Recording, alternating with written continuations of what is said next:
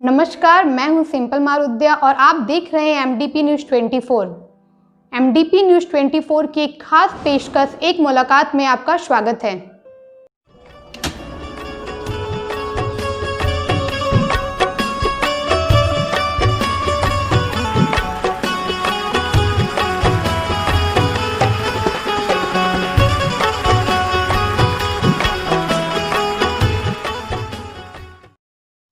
नमस्कार। एक मुलाकात में आज हम आपकी मुलाकात करवा रहे हैं देवघर के जाने माने शिक्षाविद, जसीडीह पब्लिक स्कूल के डायरेक्टर डॉक्टर भारतेंद्र दुबे से। जसीडीह पब्लिक स्कूल के अतिरिक्त उन्होंने एक बीएड स्कूल खोला, दीप नारायण मेमोरियल कॉलेज। तो इस तरह से पूरे शिक्षा का ये प्रचार प्रसार कर रहे हैं, शिक्षा लोगों तक पहुंचा रहे हैं, बच्चों तक पहुंचा रहे हैं। और भारतेंदु जी बहुत सामाजिक भी हैं, बहुत सारी सामाजिक गतिविधियों से जुड़े रहते हैं। तो आइए अब उनसे बात करते हैं। भारतेंदु जी नमस्कार। नमस्कार। चूँकि कोरोना का अभी समय है, कोरोना काल चल रहा है, इसलिए शुरुआत हम वहीं से करते हैं कि कोरोना से शिक्षा जगत बहुत प्रभावित है। शिक्षा तो आप भी उससे जुड़े हैं, आपको क्या इससे कितनी परेशानी झेलनी पड़ी, आपका काम का कितना प्रभावित हुआ? कोरोना से शिक्षा पर तो बहुत व्यापक असर आया है और हमारे विद्यार्थी काफ़ी प्रभावित हैं इससे, शिक्षण कार्य प्रभावित है।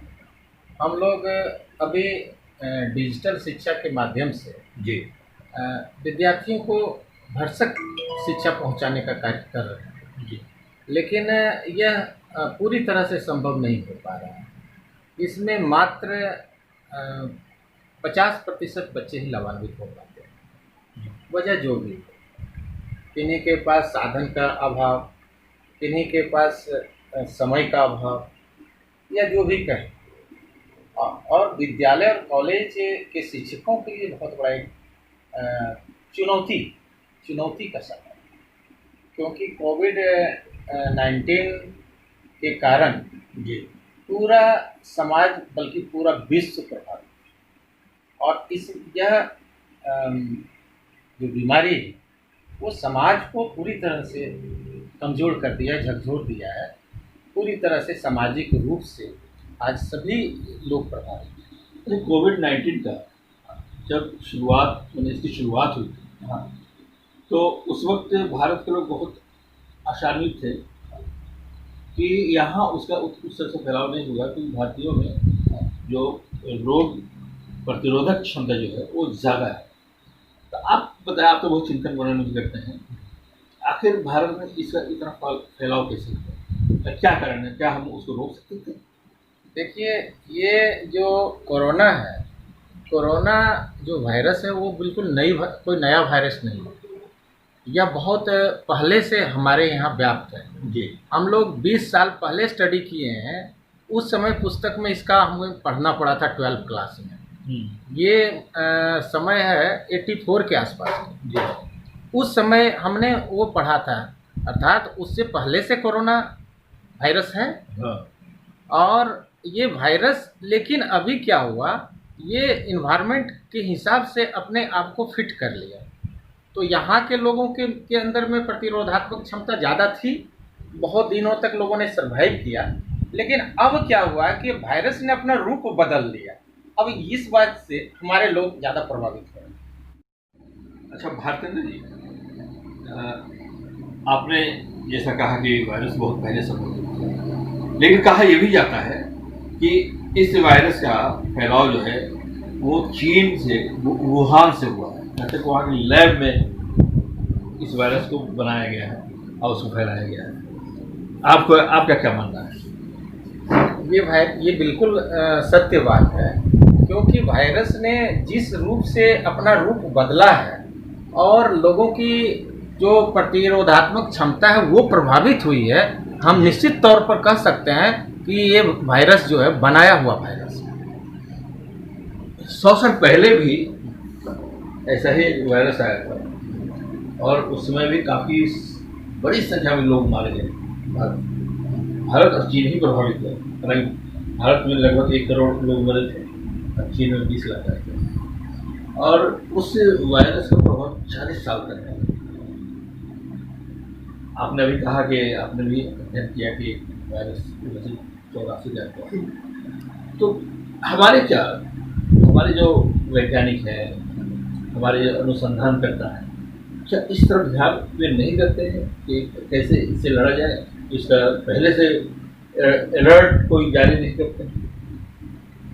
हमारे यहाँ जो बातें हैं, जब तक हम वायरस के लिए कोई टीका नहीं बना लेते तब तक हम वायरस से बचाव नहीं कर सकते। इसका फैलाव बढ़ता ही रहेगा और हमें अपनी सुरक्षा खुद करनी सीखनी होगी, क्योंकि समाज में सबसे ज़्यादा जागरूकता की बात है। हमारा समाज आज भी बहुत आगे की सोच नहीं रखता है और हम उससे प्रभावित हैं, हमारा समाज भी प्रभावित है। तो इसके लिए सबसे ज़रूरी है कि समाज को जागरूक बने। हमें मास्क लगाना है, हमें हाथ धोना है, लोगों के संपर्क में कम से कम आना है। हम अपनी बचाव का रास्ता अभी खुद ढूंढना ही पड़ेगा। यह मेरी लाचारी है, मजबूरी है, क्योंकि जब तक टीका का आविष्कार नहीं हो जाता तब तक हम सुरक्षित नहीं।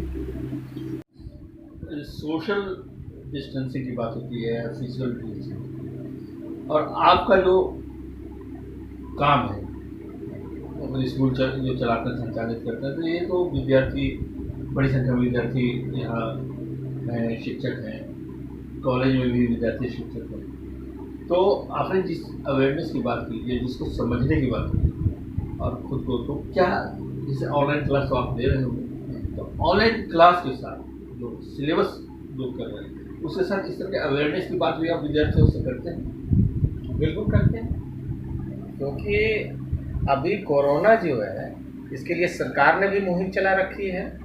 हम लोग भी उसके साथ, उनके साथ हैं, क्योंकि सरकार के अंग हैं। और अभी सभी विश्व के सभी देशों में यह बातें लागू होती है और ये प्रभावी ढंग से लागू होती है कि हमारे समाज को किस प्रकार सुरक्षित रखना है, क्योंकि बगैर हम सुरक्षित रखे, अपने आप को संभाले, हम शिक्षा का बहुत ज़्यादा उपयोग नहीं कर सकते।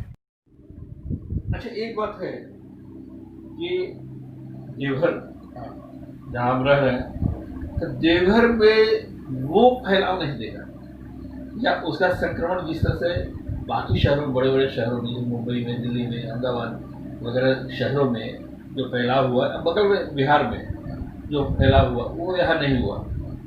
इसके कारण जो है शायद कुछ दर्द हो जाता है। यहाँ के लोग नहीं समझते कि बहुत सारी चीज़ें जो जानकारियाँ दी जाती हैं, जो एहतियात बरतने की बात की जाती है, शायद हमारे लोग उस तरह से नहीं करते। तो इससे क्या ऐसा लगता है कि शायद कम है, इसलिए हम लोग ज़्यादा उसको गंभीरता से नहीं ले रहे हैं? नहीं, ये वायरस कहीं कहीं रिसेसिव फेज में है, कहीं कहीं डोमिनेंट फेज में। दो ढंग से वायरस हमारे अंदर में है।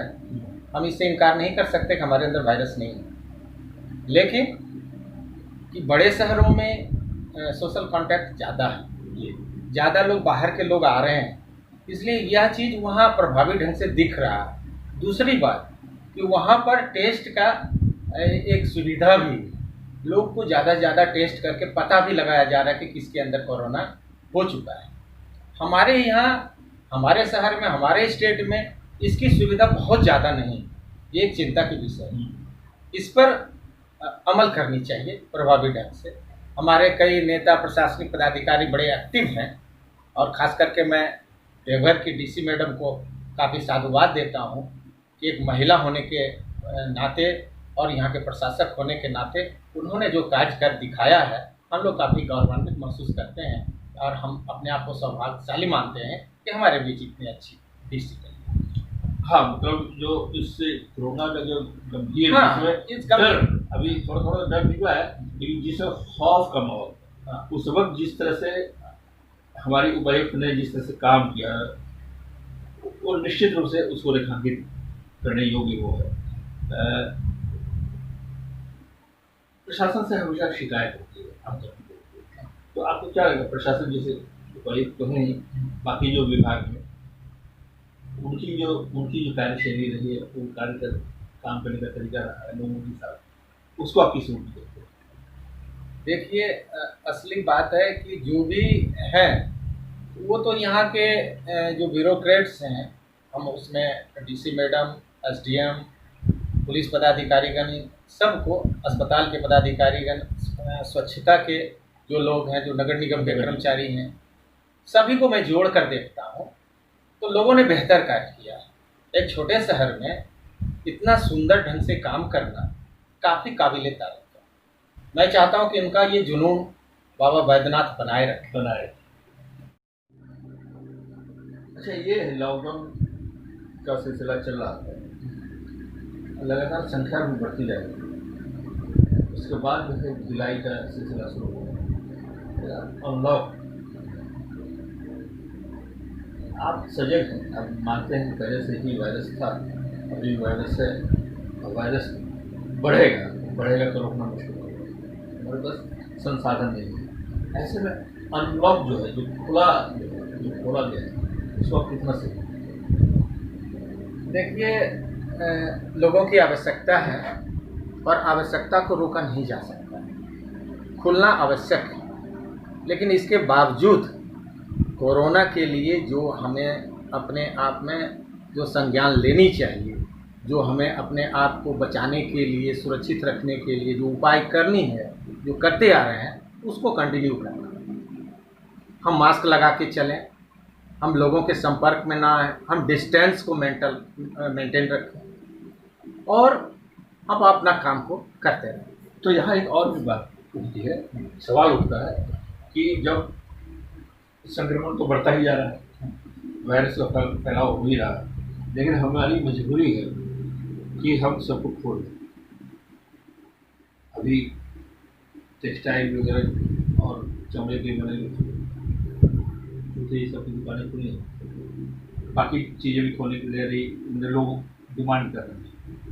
तो ये जब खुल रहा है तो पहले और ज़्यादा हमें सजग रहने की ज़रूरत है और सावधानी बरतने की ज़रूरत है। जो अब तक हाथ धोने और सैनिटाइजर का उपयोग जो कर रहे थे, मास्क लगाने, उससे ज़्यादा की अभी आवश्यकता है। ऐसा लोग नहीं कर रहे हैं, ऐसा करना चाहिए कि नहीं?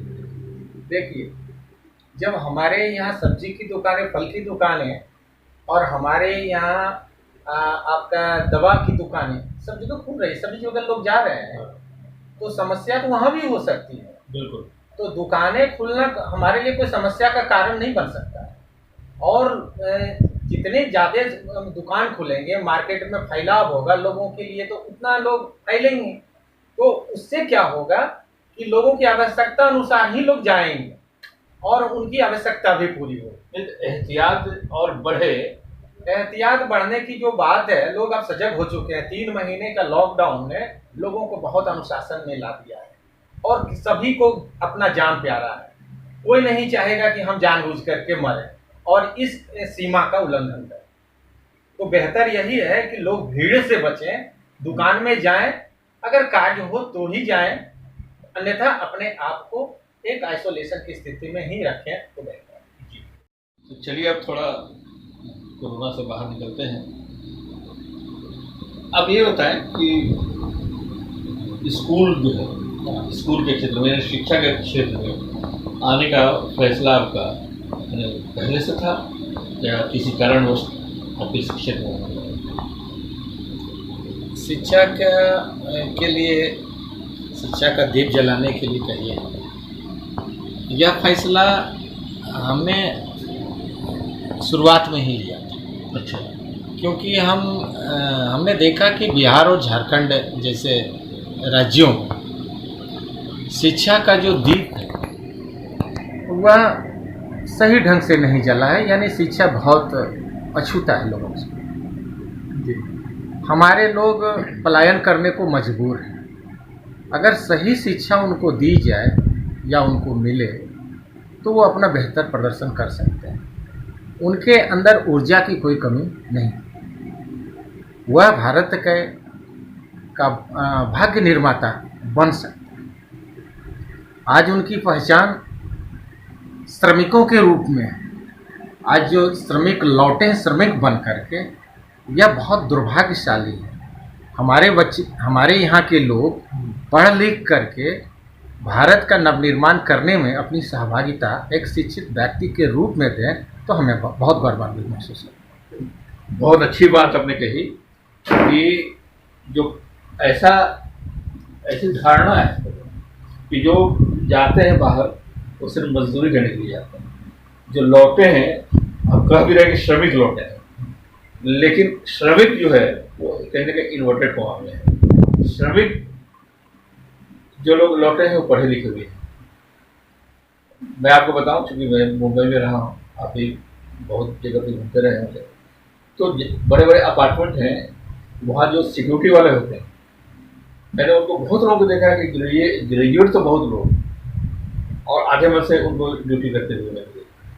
यानी कि धीरे धीरे सुपरवाइजर होते हैं, फिर और आगे बढ़ते हैं। कभी कभी ऐसा है तो ऐसे ही लोग जो हैं उन्होंने अपना व्यवसाय शुरू किया, लेकिन आज जो लौटेंगे व्यवसाय नहीं कहलाएंगे, श्रमिक कहलाएंगे।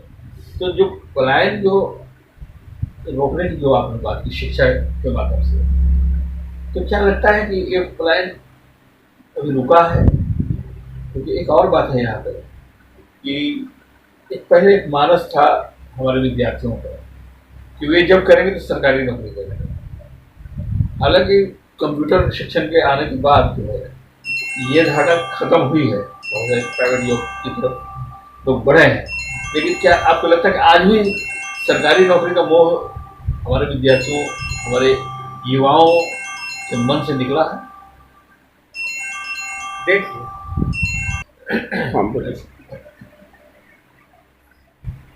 हमारे यहाँ जो है गुणात्मक शिक्षा की आवश्यकता है। गुणात्मक शिक्षा का बहुत अभाव हो गया। दूसरी बात, हमारे यहाँ संसाधन की कमी नहीं। बिहार और झारखंड जैसे राज्य में संसाधन की कोई कमी नहीं, सिर्फ सरकारी उदासीपन से हमारे यहाँ उनके लिए कोई सही जुगाड़ नहीं दिया जा रहा। शिक्षा के प्रति जो रुझान है लोगों का, जो वो पूरी तरह से उसका जो ग्राफ गिरा है, उसके पीछे यही कारण है।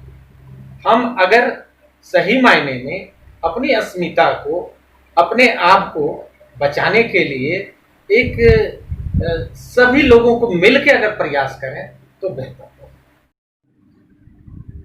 आप सही कह रहे हैं, लेकिन जो सरकारी नौकरी का मोह है, मैंने उसके बारे में पूछा, क्या युवाओं से या जो विद्यार्थी हैं उनसे ये मोह खत्म हुआ है उसके मन से?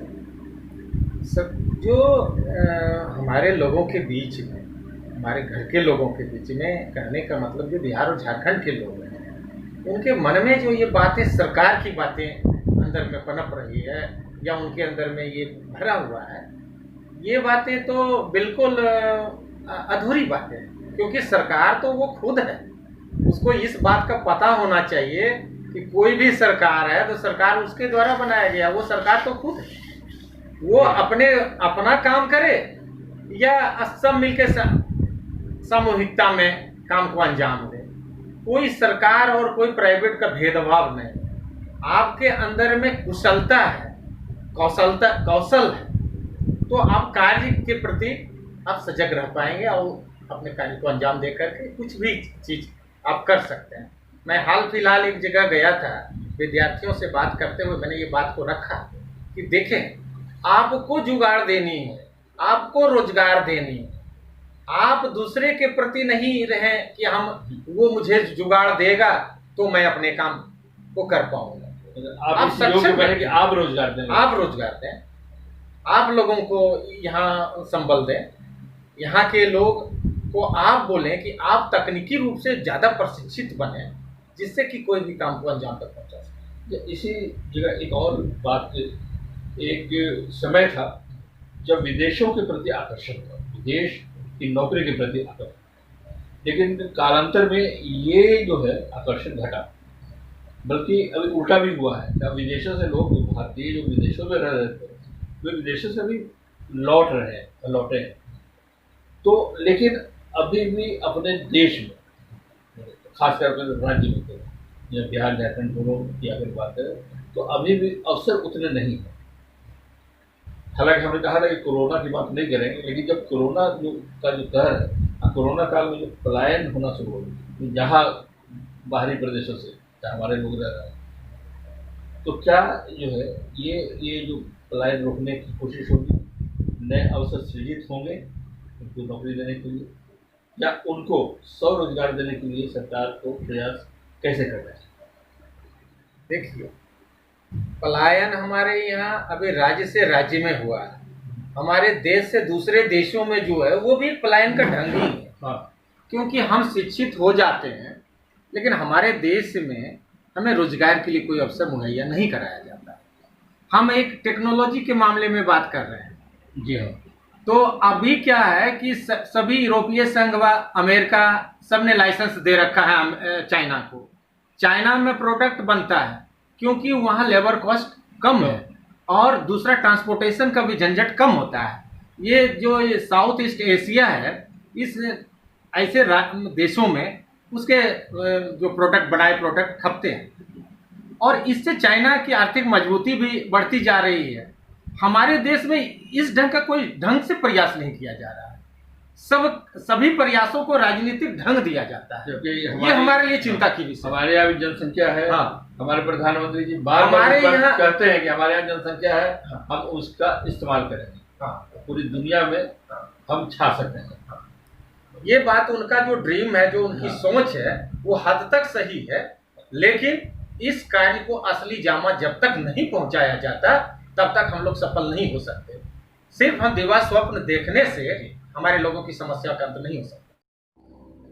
अच्छा, लेकिन फिल्म से जुड़ी हुई बात भी करनी थी, लेकिन मैं नहीं करूँगा क्योंकि आप में एक अभिनेता बनने की सारी संभावना थी, हम लोगों ने कहा भी होगा, लेकिन लगता है कि डर जो खौफ था फिर भाई भतीजा बात का, इसके कारण आप शायद उधर नहीं गए फिल्म इंडस्ट्री में। ऐसी बात नहीं थी। कहीं एक ही क्षेत्र में एक व्यक्ति काम कर सकता है और जो व्यक्ति जिस चरित्र में रहता है उसी चरित्र में उसको जीना पड़ता है। हम एक साथ कई काम को अंजाम नहीं दे सकते। कोई भी व्यक्ति सफल तभी हो सकता है, अच्छा तभी बन सकता है, वो इन सबके लिए ये लागू होता है। ये आपके लिए, मेरे लिए और किसी पर्टिकुलर व्यक्ति के लिए नहीं।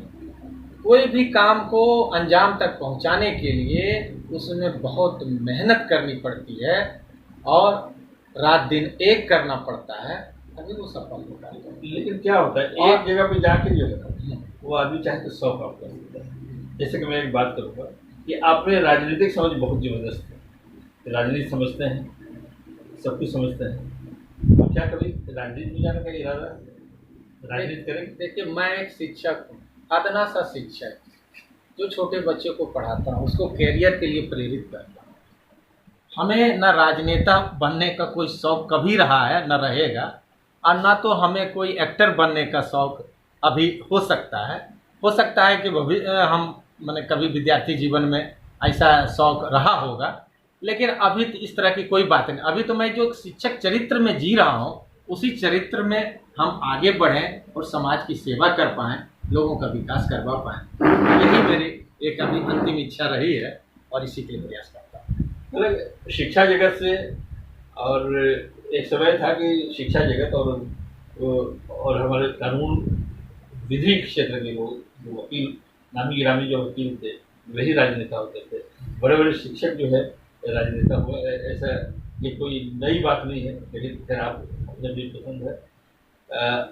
बातचीत को ये करेंगे। देखिए, ये दो आपने ये स्कूल खोला, जैसे डी पब्लिक स्कूल और दीप नारायण मेमोरियल कॉलेज, इसके बाद भी कोई और आकांक्षा है कि दो और विस्तार देने की? हाँ, शिक्षा का विस्तार तुम करते रहेंगे आजीवन, जब तक हम जीवित हैं, क्योंकि समाज की सेवा करना मेरा अंतिम लक्ष्य है और मैं इसके लिए प्रयासरत हूँ। ये मेरे प्रयास का एक रूप है कि स्कूल है, कॉलेज है, हो सकता है कल को मैं विश्वविद्यालय तक पहुँचूँ। तो जहाँ जब तक सांस तब तक है आस, तो मेरा प्रयास यह जारी रहेगा निरंतर। एक सेकंड, हम बेहतर प्रयास करते रहेंगे क्योंकि हम शिक्षा के प्रति पूरी तरह से समर्पित व्यक्ति हैं। इसका कारण रहा है कि मेरे माता पिता भी एक सफल शिक्षक रहे हैं। उन्हीं का आशीर्वाद है, मुझे परंपरा में शिक्षा मिली है, हम उस परंपरा को आगे बढ़ा रहे हैं और इसे हम मुकाम तक पहुंचाना चाहते हैं। हमारे पढ़ाई विद्यार्थी अगर समाज की सेवा करने में सफल होंगे तभी मेरा प्रयास सफल माना जाएगा, क्योंकि एक शिक्षक की पहचान उसका विद्यार्थी होता है। तो एक बात है, मैं इस बात को मानता हूँ, मुझे बात को कि आज भी अगर सेना का सम्मान तो लोगों में, आम लोगों में है ही, अगर उसके बाद अगर किसी का सम्मान है तो या उससे कम नहीं, वो शिक्षक है। तो आपको कभी जो है इस पर आपको गर्व होता है कि आपके जो विद्यार्थी जो है तो आपको वो सम्मान देते होंगे और उससे लगता है कि आपका जो फैसला था, आपने जो शुरू में ही फैसला किया इस क्षेत्र में आने का, वो सार्थक था, सफल था। देखिए, विद्यार्थी तो हमेशा शिक्षक को सम्मान देते आए हैं। यह तो गुरुकुल की परंपरा रही है। हमारे जो पौराणिक ग्रंथ हैं, जो बहुत ज़्यादा पूज्य ग्रंथ हैं, रामायण है, महाभारत है, सभी में गुरु की अहमियत बताई गई है। हमारा यह परंपरा में ही रहा है, मूल्यों में रहा है, तो ये कोई नई बातें नहीं। और आज भी मिलता है शिक्षकों को सम्मान। समाज के लोग शिक्षकों को काफ़ी सम्मान की दृष्टि से देखते आए हैं और अभी भी देखते हैं। सम्मान में कोई कमी नहीं आई है और इसी से तो यही तो संबल मिला है शिक्षकों को, और जिससे वो समाज के प्रति पूरी समर्पित होकर सेवा करते हैं, समाज का एक नवनिर्माण करते हैं। वो बच्चों के रूप में उनको परिणाम भी मिलता है, एक बेहतर बच्चा, एक बेहतर पढ़ा लिखा बच्चा। बहुत बहुत धन्यवाद।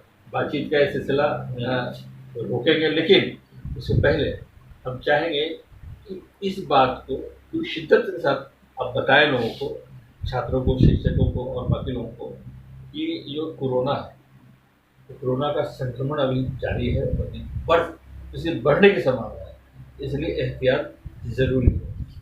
ये संदेश, ये बात अब आह्वान करें।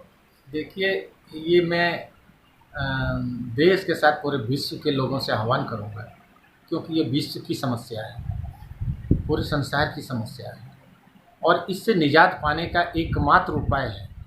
और यह बहुत लंबे समय तक हमें इससे लड़ाई लड़नी है कोरोना से, और इसके लिए पूरी तैयारी के साथ हमें अपने आप को सुरक्षित रखने के लिए बेहतर प्रयास करना होगा।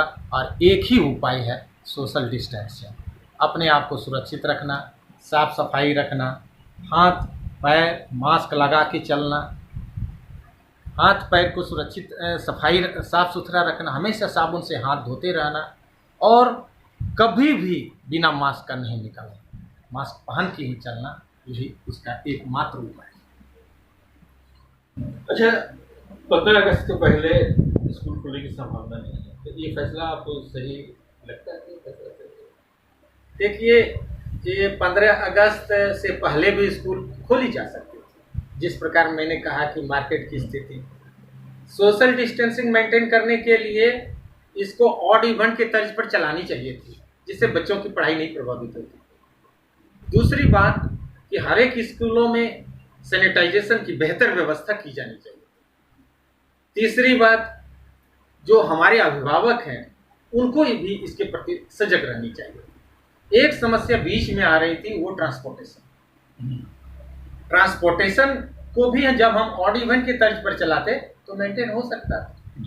इससे भी बेहतर हम उसको तोड़कर सुबह शाम मॉर्निंग और इवनिंग सत्र में चला करके और ऑड इवन की तर्ज पर उसको 4 भाग में बांट करके चलाते तो भी समस्या नहीं रहती। 1/4 हो जाता पढ़ाई का स्टैंडर्ड, हमारे यहाँ क्लास में फैलाव हो जाता, बच्चे की पढ़ाई बाधित नहीं होती।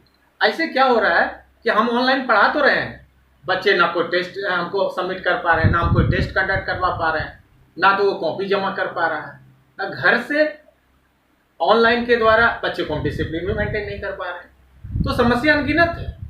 हम इन समस्याओं से जूझने के लिए एक ही मात्र है, भय को दूर करने के लिए भय से आपको लड़ना हो, तभी भय का निदान। तो एक बात और है कि श्रावणी मेला भी उससे होना चाहिए फिर तो। नहीं, मेला का बात अलग है, वहाँ लिमिटेशन नहीं है।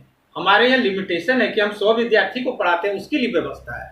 वहाँ 100 का बात नहीं है, वहाँ लाखों की बात। उसको वो बात बहुत हद तक संभालना मुश्किल है प्रशासन के लिए। प्रशासन इसमें परेशानी हो सकती है प्रशासन के साथ।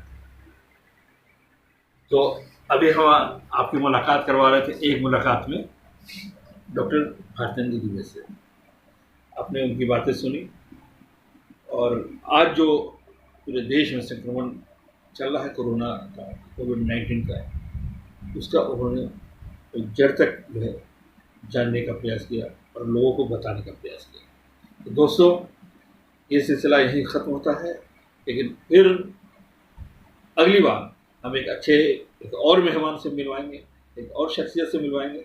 तब तक के लिए आप हमें विदा दें। नमस्कार। नमस्कार।